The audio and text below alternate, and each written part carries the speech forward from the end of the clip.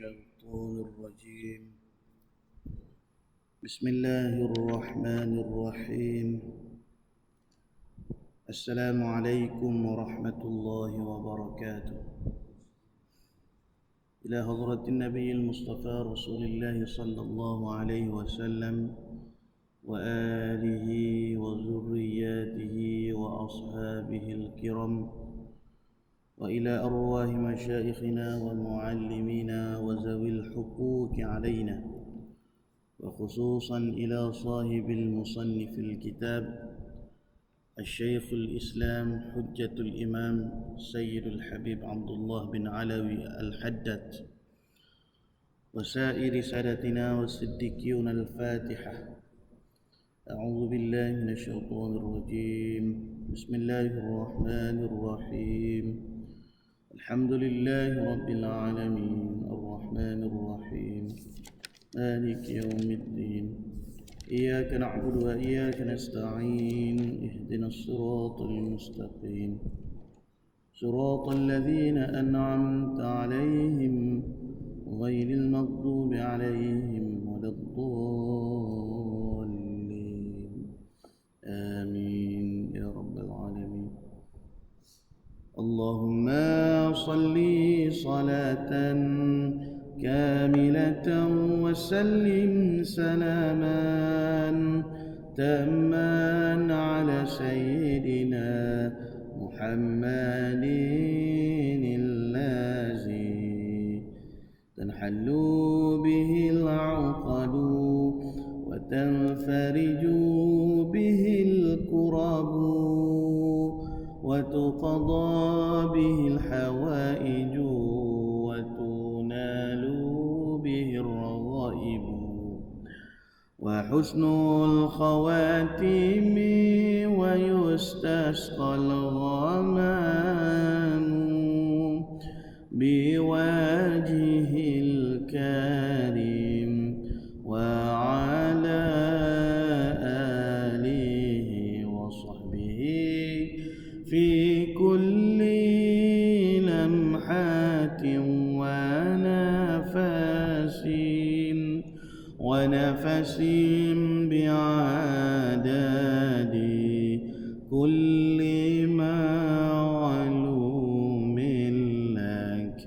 اللهم صل صلاة كاملة وسلم سلاما تاما على سيدنا محمد الذي تنحل به العقد وتنفرج به الكرب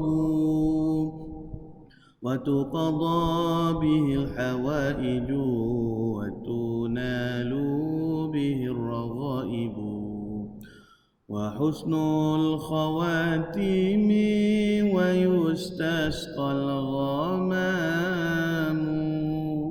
بوجهه الكريم وعلى آله وصحبه في كل لمحة ونفس بعدد كل معلوم لك. الحمد لله رب العالمين، والصلاة والسلام على أشرف الأنبياء والمرسلين وعلى آله وصحبه أجمعين. سبحانك لا علم لنا إلا ما علمتنا إنك أنت العليم الحكيم، ولا حول ولا قوة إلا بالله العلي العظيم. رب اشرح لي صدري ويسر لي أمري واحلل عقدة من لساني يفقه قولي، وسدد لساني واهد قلبي بحق سيدنا وجدنا رسول الله صلى الله عليه وسلم. يا أيها الذين آمنوا اصبروا وصابروا ورابطوا واتقوا الله لعلكم تفلحون. اللهم أرنا الحق حقا وارزقنا اتباعه، Ya Allah, ya Tuhan kami, tunjukkanlah kepada kami yang benar itu sebenar-benarnya, dan jadikanlah kami di kalangan orang yang mengikuti akan kebenaran. Wa arinal batila batilan warzuqna ijtinabah. Ya Allah, tunjukkanlah kepada kami yang batil, yang sesat itu sebenar-benarnya sesat, dan jauhkanlah kami daripada mengikuti akan kebatilan dan kesesatan. Rabbana iftah bainana wa baina qaumina bil haqqi wa anta khairul fatihin. Ilahi anta maqsudi wa ridhaka matlubi. A'tini mahabbataka wa ma'rifataka ya Allah. Nawaitul i'tikafi hadzal masjid sunnatan lillahi ta'ala. نويت التعلم والتعليم والتذكر والتذكير والنفع والانتفاع والإفادة والاستفادة والحث على التمسك بكتاب الله وسنة رسول الله والدعاء إلى الهدى والدلالة على الخير ابتغاء وجه الله ومرضاته وثوابه وقربه سبحانه وتعالى.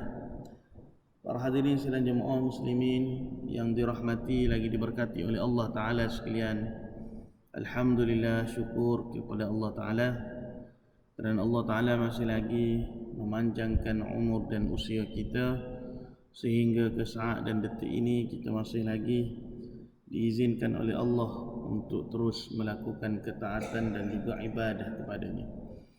Kita sambung pengajian kitab kita An-Nasaihul Diniyah wal Wasayal Imaniyah, nasihat keimanan dan nasihat agama dan wasiat keimanan, karangan Syekhul Islam Hujjatul Imam Sayyidul Habib Abdullah bin Alawi Al-Haddad Al-Hadrami Asy-Syafi'i rahimahullahu ta'ala. Baik, jadi sebelum daripada kita kembali kepada apa yang disebutkan oleh mualliful kitab kita, jadi kita sambung berkenaan dengan suatu hadis yang panjang, bagaimana Rasulullah sallallahu alaihi wasallam menceritakan khabar gembira bagi orang-orang yang beriman kepada Allah di saat ketika mana ajalnya, di saat mana rohnya sedang dikeluarkan oleh malaikat daripada jasadnya. Jadi bagaimana Rasulullah sallallahu alaihi wasallam menceritakan kepada kita,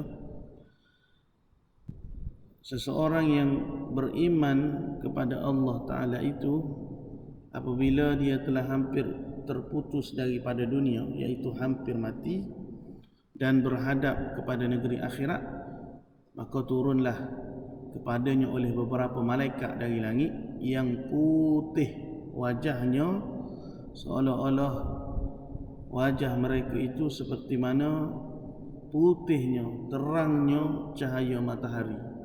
Jadi orang yang beriman ini dia boleh menyaksikan keadaan malaikat yang ramai turun ke dunia ini menghampiri dirinya, hal keadaan wajah malaikat itu kelihatan sungguh bercahaya putih seperti mana sinarnya cahaya matahari.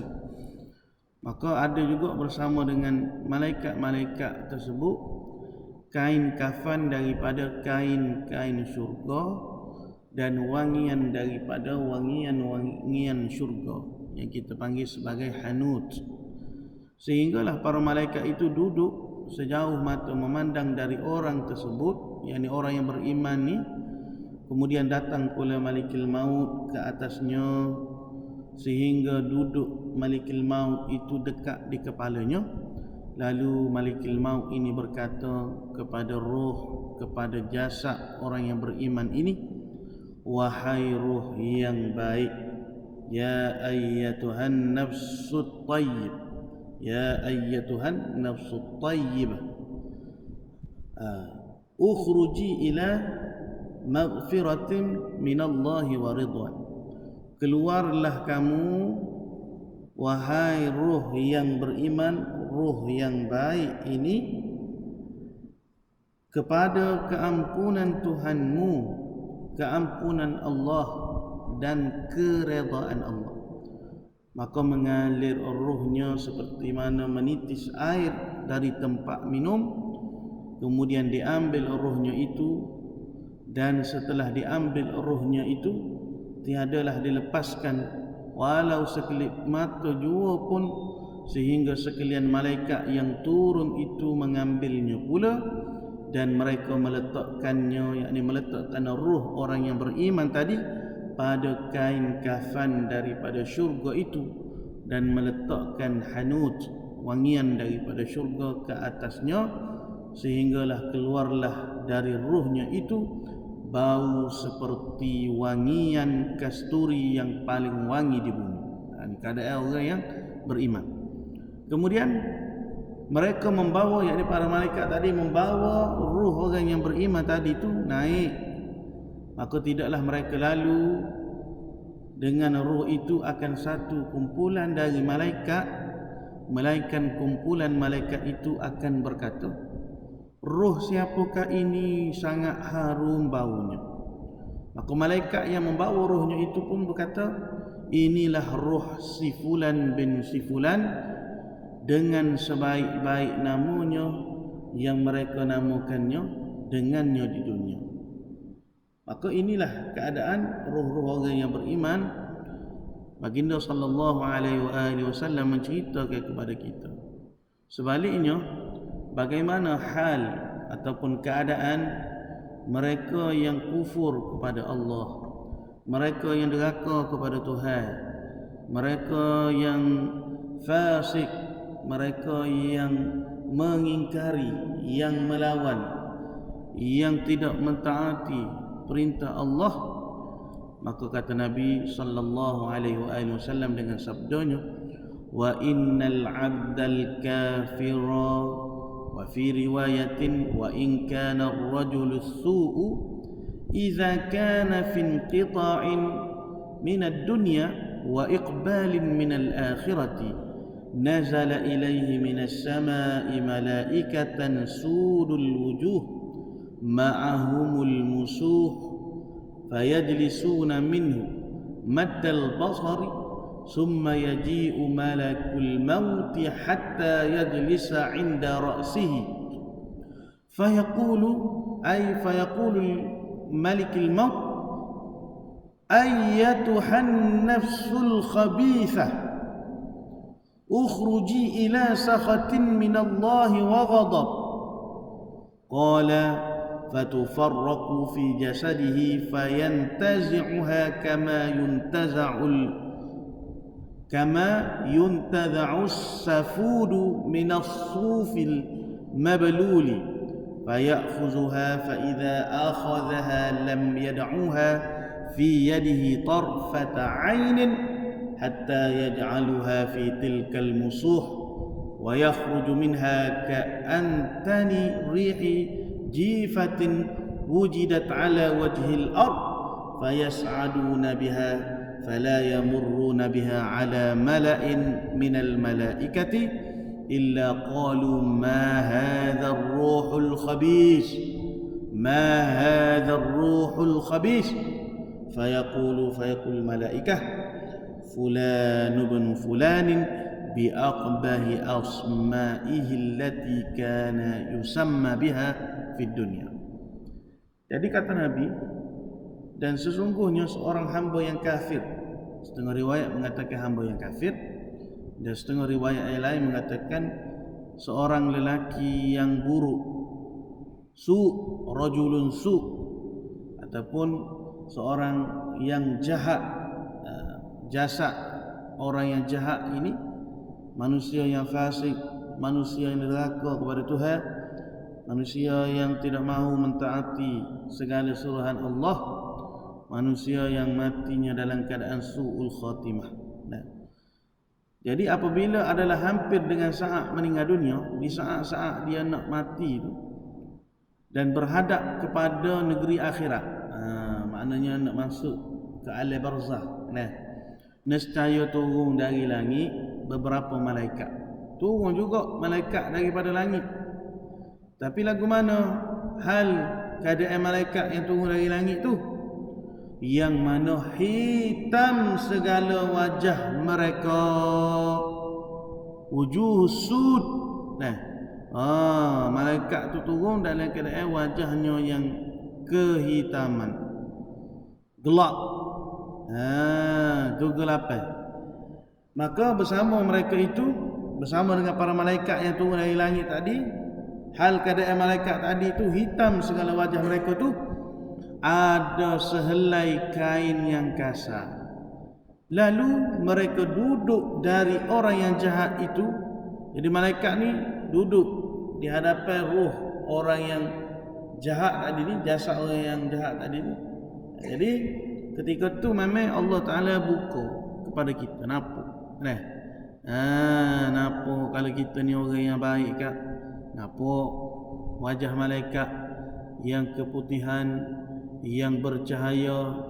Sebaliknya na'udzubillahi min zalik, kita ni orang yang buruk, orang yang celaka, orang yang menerima kebinasaan, orang yang menerima pengakhiran yang tidak baik. Maka kita pun akan menyaksikan, kita akan lihat keadaan malaikat yang kehitaman wajahnya, yang mana ketika tu malaikat ni membawa kain yang kasar. Lalu mereka itu, yang malaikat tadi, duduk dari orang yang jahat itu sejauh mata memandang. Kemudian datanglah Malikul Maut. Lepas tu turunlah malaikat maut, sehingga duduk ia Malikul Maut ni dekat kepalanya. Lalu berkata Malikul Maut, ya ayyatuhal khabithah, wahai ruh, wahai jiwa yang keji, wahai jiwa yang kotor, wahai jiwa yang dinodai. Kita kan khabith, yang keji, yang berat, yang huduh, yang jahat, apa lagi. Dia ada beza. Khabith ni maknanya asal ruh itu bersih, lalu dinodai, sehingga menyebabkan ruh tadi itu menjadi ruh yang jahat. Ruhul muqaddas menjadi ruhul adnas ataupun ruhul qabisah. Jadi wahai ruh yang keji, kata Malikul Maut, keluarlah kamu daripada kemurkaan, keluarlah kamu kepada kemurkaan Allah. Ni yang macam kita sebut dulu tu. Wa innal kafir idza hadarahul maut busyira bi'adzabillah. Nabi kata dalam hadiah sebelum ni, dalam kitab kita sebut, sesungguhnya orang yang kafir itu apabila datang kematian kepadanya, maka busyira bi'adzabillah, akan diberitakan kepada dia tu berita tentang azab-azab, tentang seksa-seksa Allah Ta'ala terhadap dia. Jadi begitu juga dalam hadis ni Nabi kata, Malikul Maut ni kata, hei ruh yang keji, hei ruh yang jahat, keluarlah kamu, tubik, pergi kepada kemurkaan Tuhan, pergi kepada kemarahan Allah, dan marahnya marah Allah. Lalu apa yang terjadi kepada ruh ini? Lalu dipecah-pecahkan ruh di dalam jasadnya, kemudian dicabutnya dengan kasar, seperti dicabut akan dawai berduri daripada bulu yang basah. Keadaan ruh orang yang deraka kepada Tuhan, orang yang kafir kepada Allah, bila saat Malikul Maut nak cabut ruh dia daripada jasad dia tu, Nabi kata umpamanya, ibaratnya dicabut dawai yang berduri daripada bulu yang basah, sakit. Kalau kita tengok pun Allah tak tergamuk, tak mampu kita nak bayangkan betapa pedih, betapa seksa. Itu baru di dunia. Kita kata di saat roh ni nak keluar daripada jasad, lalu maka Malikul Maut tadi pun mengambilnya, dan apabila dibawanya, bila dah keluar daripada jasad tadi tu, dibawanya tidak dibiarkan sekelip mata jua pun pada tangannya, hingga mereka membungkusnya di dalam kain kasar itu, lalu keluar daripadanya bau yang sangat busuk seperti bau bangkai yang paling busuk di bumi. Jadi macam kita duk sebut sama-sama lah, kita manusia ni bila hidup diberi kemuliaan, maksudnya selama mana roh tu masih ada di jasad kita, maka kita ni kalau kita kata bau busuk pun ialah mungkin busuk daki lah, daki, busuk peluh, busuk najis ada dalam perut kita tu. Tapi kalau dia mati, bila roh ni dah cabut daripada jasad, tu lebih 1000 kali busuk dia. Jadi makanan kepada ulat-ulat, jadi makanan kepada cacing-cacing tanah. Tengok binatang sudah lah, binatang cicak, gapo, tikus. Kalau tanya dia hidup, iyalah bau tu ada, tapi tidak sebusuk bau bangkai ketika mana binatang telah mati. Jadi manusia ni begitu juga. Hak lalak tak mari urung kita, hak semut tak mari gigit kita, tak mari koh kita, hak ulat tak mari. Sebab apa? Sebab roh tu masih ada dalam jasad lagi. Tapi bila roh dah cabut, tak ada, habis. Pecah habis ni saluran-saluran darah, pecah habis ni pembuluh-pembuluh, maknanya habis, binasa. Sebab itulah setiap makhluk ni, kullu man 'alaiha fan wa yabqa wajhu rabbika dzul jalali wal ikram. Setiap sesuatu itu pasti akan menerima kebinasaan. Apa makna menerima kebinasaan? Tidak ada satu benda pun dalam dunia ni yang akan kekal. Hatta kalau kita tengok kesenangan kita tak kekal, akan berakhir juga. Kesedihan kita tak kekal, akan berakhir juga. Maknanya setiap sesuatu tu dia ada tempoh dia, permulaan dan pengakhiran. Dia tidak akan selama-lamanya akan sedap. Dia tidak akan selama-lamanya akan kecewa. Dia tidak akan selama-lamanya akan rasa sedih. Manusia kalau sedih pun dia akan ada perakhiran dia, akan habis sedih dia. Kalau dia gembira pun begitu juga, dia akan habis gembira dia. Maknanya tamat kegembiraan dia, tamat kesedihan dia, tamat kesakitan dia, tamat kesengsaraan dia. Tu sifat dunia. Memang Allah Ta'ala jadi begitu. Jadi apa dia benda hak kita nak bimbang, hak kita nak using, hak kita nak tergila-gila ke dengan dunia ni, yang mana sifat dia tidak akan kekal, yang mana sifatnya itu menerima kebinasaan, yang mana sifatnya itu akan berakhir daripada kehidupan kita, sehinggalah setiap perkara hak berlaku atas diri kita. Tapi akhirat ni jaminan Allah. Allah kata khalidina fiha abada, kekal selama-lamanya. Mana kalau kita berasa nikmat kat, nikmat tu tak pernah puas, nikmat tu tak pernah hilang, nikmat tu tak pernah habis, nikmat tu tak pernah berkurang, bahkan bertambah. Sedap, lazat, apa lagi?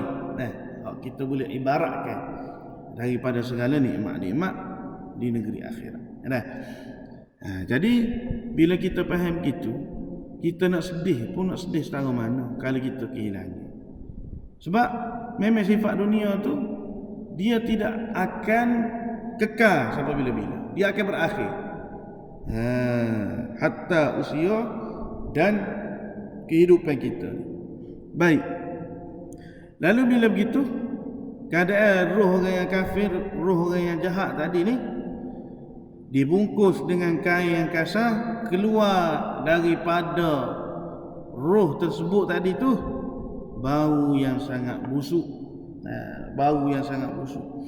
Kemudian para malaikat pun membawanya naik maka tiadalah tiap kali melalui sekumpulan malaikat kecuali mereka akan bertanya, yakni kumpulan malaikat akan bertanya, ruh siapakah yang sangat keji itu? Maka malaikat yang membawa ruh orang yang jahat ataupun orang yang kafir tadi, inilah si fulan bin si fulan dengan nama yang paling buruk yang dinamakannya di dalam dunia. Itu kesudahan ataupun bagaimana gambaran Rasulullah sallallahu alaihi wasallam menceritakan kepada kita supaya sekurang-kurangnya terdetik hati kita. Kita boleh ambil pengajaran, kita boleh ambil keinsafan daripada apa yang diberitahu oleh Rasulullah sallallahu alaihi wasallam. Jadi kisah yang membaca tadi itu hadis yang diriwayatkan oleh Imam Ahmad, begitu juga disebutkan oleh Al-Imam Ibnu Majah rahimahullahu taala. Bahkan dalam Quran pun Allah Taala menceritakan, menjelaskan. Kalau tadi dalil daripada hadis Nabi, dalam Quran pun ada bagaimana Allah menceritakan bahawa para malaikat akan memberi khabar yang buruk kepada orang kafir dengan balasan siksaan. Seperti mana firman Allah, A'udzu billahi minasy syaithanir rajim. Qul yatawaffakum malakul maut alladhi wukkila bikum summa ila rabbikum turja'un. Katakanlah wahai Muhammad, nyawa kamu akan diambil oleh malikul maut. Yatawaffakum malakul maut alladhi wukkila bikum summa ila rabbikum turja'un. Yang ditugaskan berbuat demikian ketika habis ajal kamu, kemudian kamu akan dikembalikan kepada Tuhanmu. Lalu Allah Ta'ala sebut lagi dalam ayatnya lain, فَكَيْفَ إِذَا تَوَفَّتْهُمُ الْمَلَائِكَةُ يَضْرِبُونَ وُجُوهَهُمْ وَأَدْبَارَهُمْ. Kalaulah mereka terlepas sekarang dari bencana kejahatan mereka, maka bagaimanakah mereka dapat menolak azab seksa apabila malaikat mengambil nyawa mereka sambil memukul muka dan punggung mereka. Jadi waktu malaikat cabut nyawa kita, malaikat senjuh, malaikat katuk, kita kata roh tadi tu, kita berasa sakit. Hatta orang yang dah mati, dah, ketika mana diuruskan pengebumian dia, diuruskan mandi jenazah, dikafankan dia merasa sakit dan juga pedih kalau dia dikasari oleh manusia yang hidup. Sebab tu di antara adab ketika mana kita nak memandikan jenazah, maka kita mandikan dengan selembut yang boleh, sebaik yang mungkin. Sebab apa? Sebab mengasari jenazah itu akan menyebabkan mereka itu merasa sakit. Sebab orang yang dah mati ni, walaupun kita kata dia dah kerah kejam, sejuk dah kaki hingga ke kepala dia, tetapi mereka masih punya perasaan, mereka masih punya rasa, bukan perasaan, rasa. Sakit hok kena cabut ke malikul maut tadi tu tak habis lagi, tak hilang lagi. Kemudian kalau orang hok hidup ni pula mengasari buak senjuh, buak dengan kasar, maka kesakitan itu akan ditambah lagi kepada si mati. Baik.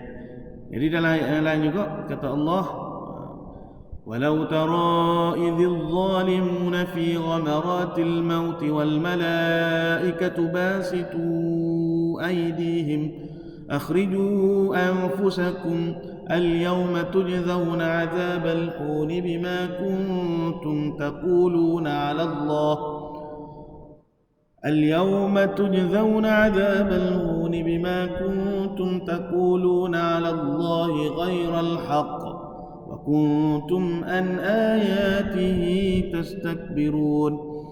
Alangkah dahsyatnya sekiranya kamu melihat di waktu orang-orang yang zalim, yakni berada dalam tekanan-tekanan sakaratul maut, sedang para malaikat memukul dengan tangannya sambil berkata, malaikat ni kata kepada roh-roh orang yang kafir, roh-roh orang yang zalim ini, keluarkan nyawamu, akhriju anfusakum, tubik, keluarlah pada kemukaan Allah, seperti hadis yang kita bacakan tadi. Di hari ini kamu dibalas dengan siksa yang sangat menghinakan, kerana kamu selalu mengatakan terhadap Allah, yakni perkataan yang tidak benar, dan kerana kamu ni selalu menyombongkan diri terhadap ayat-ayat Allah. Ini bagaimana Allah Ta'ala menceritakan dalam ayat Quran, bagaimana keadaan para malaikat, ini malikil maut lah, memukuli supaya nyawanya keluar daripada tubuhnya. Seketika itu juga malaikat mengatakan, di hari ini kamu dibalas dengan siksa yang sangat menghinakan, kerana kamu selalu mengatakan terhadap Allah, yakni perkataan yang tidak benar, dan kerana kamu selalu menyombongkan diri terhadap ayat-ayatnya. Jadi pada hari ini kalian akan dihinakan dengan penghinaan yang tidak terukur kerana mendustakan Allah dan lantaran kebongkak orang yang bongkak, kesombongan kita kata, dalam mengikuti ayat-ayatnya dan tunduk kepada para rasul. Jadi masa tu tak ada guna dah lah. Bahkan orang kafir ni bila saat begitu berlaku kepada dia, dia minta dengan Allah supaya dia dikembalikan, supaya dia boleh bertaubat, supaya dia boleh beramal soleh. Seperti mana Allah Ta'ala sebut, hatta idza jaa ahadahumul maut qala rabbi irji'un la'alli a'mala salihan fima tarak kalla innaha kalimatun huwa qailuha wa min waraihim barzakhun ila yaumi yub'atsun. Tapi masa itu tak boleh lah. Baik. Kemudian kata pengarang kita, lihatlah betapa Allah Ta'ala mensifatkan hamba-Nya yang mukmin itu bencikan kematian, padahal imannya telah sempurna dan darjatnya pula tinggi di sisi Allah Ta'ala. Ni kita sama minggu lepas lah. Dalam satu hadis kursi, apa kata Allah, aku tidak pernah teragak-agak dalam sesuatu perkara yang akan aku lakukan seperti teragak-agaknya aku untuk mencabut nyawa hamba-Ku yang mukmin yang bencikan mati, dan aku tidak mahu menyusahkannya, akan tetapi mati itu adalah pasti baginya. Kemudian kata pengarang kita adalah diberitakan tentang Nabi Allah Musa alaihi salam bahawa beliau menempeleng ataupun kita kata menampak malakul maut ketika mana ia datang untuk mencabut nyawanya, sehinggalah terkeluar mata malakul maut itu. Ini kisah ni kita akan baca dulu. Dalam Sahih Bukhari, hadis yang diriwayatkan oleh Abu Hurairah radhiyallahu anhu, kata beliau, ursila malakul maut ila Musa alaihi assalam falamma ja'ahu sakkahu faraja ila rabbih faqala arsaltani ila 'abdin la yuridu al-maut faradda Allahu alayhi 'aynahu wa qala irji' fakullahu yad'u yadahu 'ala matni thawrin falahu bikulli ma ghattat bihi yaduhu bikulli sha'ratin sanatun faqala ay rabbi summa maza qala summa al-maut qala fal'an fasa'ala Allah an yudniyahu min al-ardi al-muqaddasah ramyatan bihajarin qala Rasulullah sallallahu alaihi wasallam falau kuntu qultu summa la ra'aitukum qabrahu ila janibit tariq 'inda al-kathir al-ahmari. Jadi malaikat maut dihantar kepada Nabi Allah Musa alaihissalam. Apabila Malikul Maut ni mari pergi nak cabut nyawa Nabi Musa, Nabi Musa menampak malaikat maut sehingga terkeluar 2 biji mata. Mari-mari nak bunuh Nabi Musa. Nabi Musa ni daripada puak-puak Qibti Mesri lah. Kalau sekarang ni kita tengok orang Mesri, orang-orang yang kanah kita kata dia Arak ni dia tak serupa fizikal dia. Arak Syria lain, Arak Yaman lain, Arak Saudi lain, Arak Afrika lain, Arak Mesir lain. Kalau dari segi fizikal gagah besar, tak boleh lawan Arak Mesir.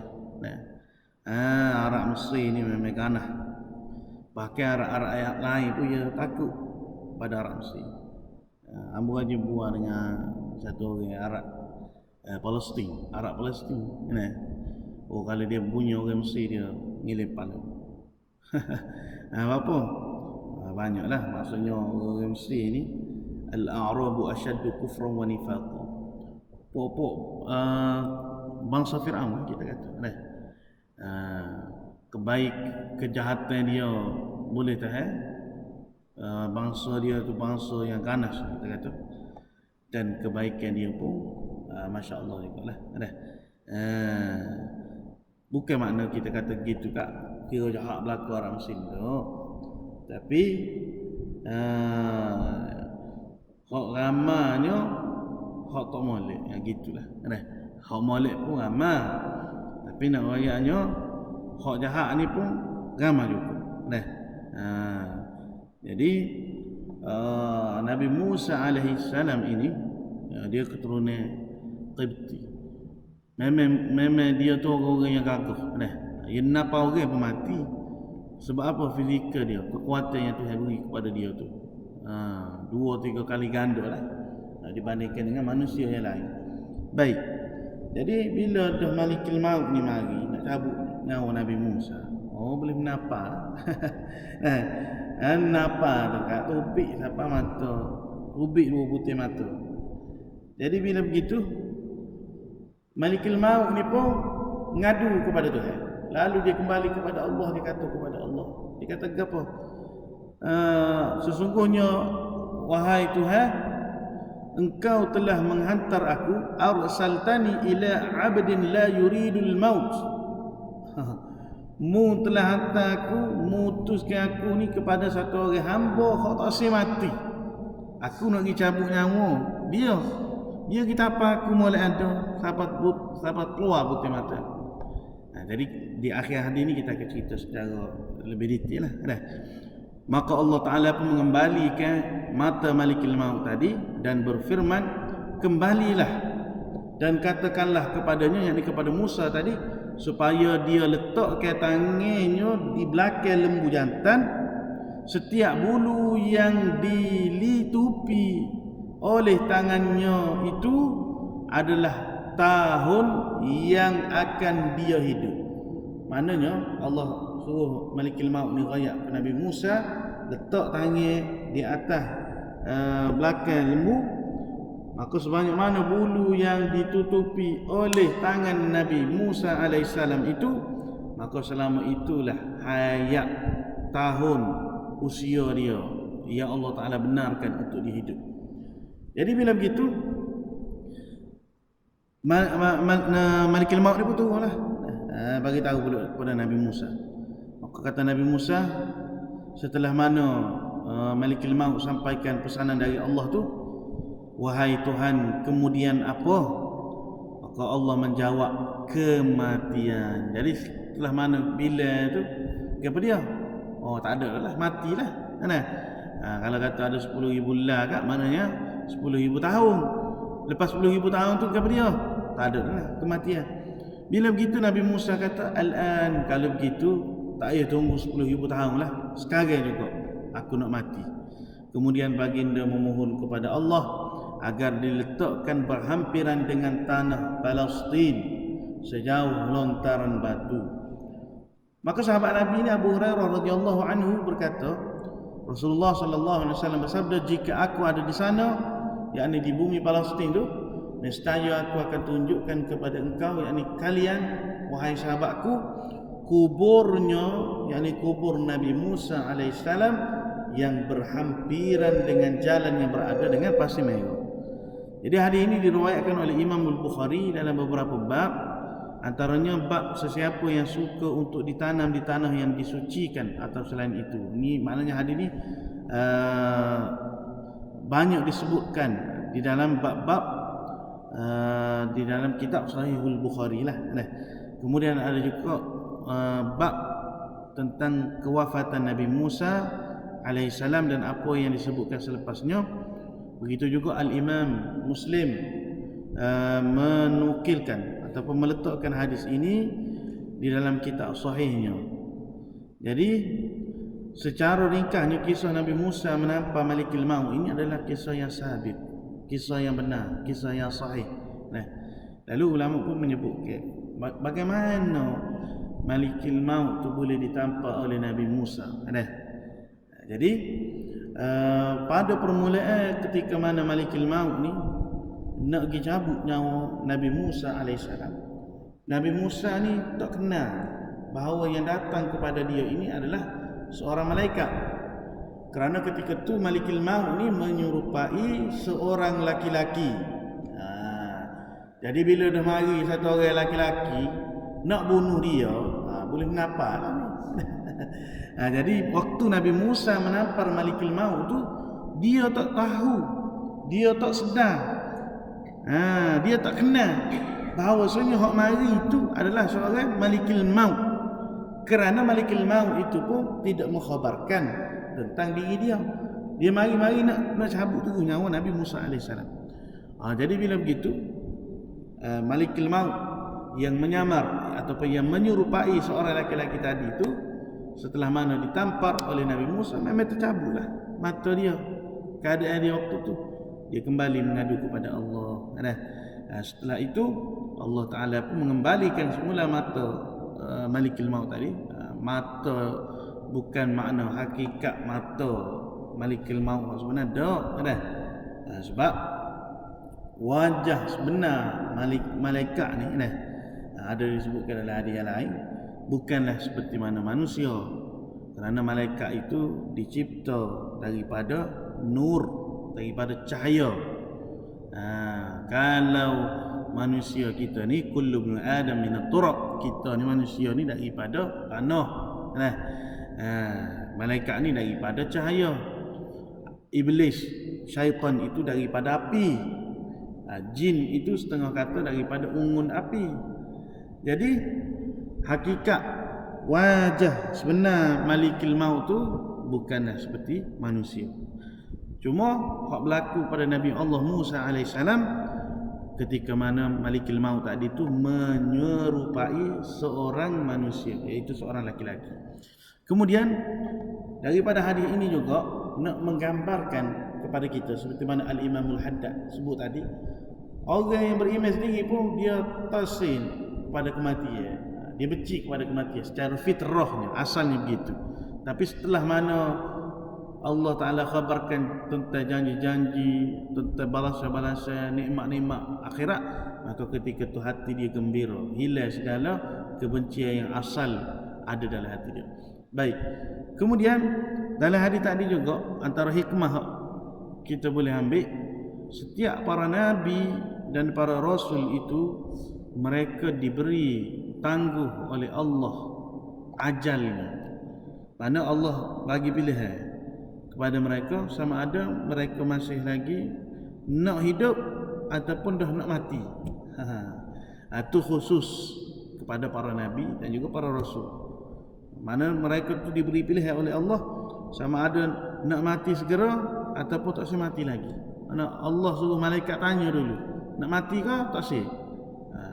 Jadi Nabi Allah Musa alaihissalam setelah mana diberi pilihan begitu, maka dia memilih untuk segera diwafatkan, segera untuk dimatikan. Kemudian kata pengarang kitab kita, benar ada kalanya benci akan mati itu tersembunyi sehingga tiada kelihatan oleh penglihatan, tiada ketara oleh penglihatan, iaitu pada ketika terpancarnya cahaya ma'rifah dan yakin bagi orang-orang yang tertentu pada masa-masa yang tertentu. Wallahu taala a'lam wa ilmuhu atam. Jadi setakat ni untuk malam ini, mudah-mudahan kita dapat mengambil pengajaran dan manfaat daripada apa yang disampaikan oleh pengarang kitab kita. Yu'til hikmata man yasha' wa man yu'tal hikmata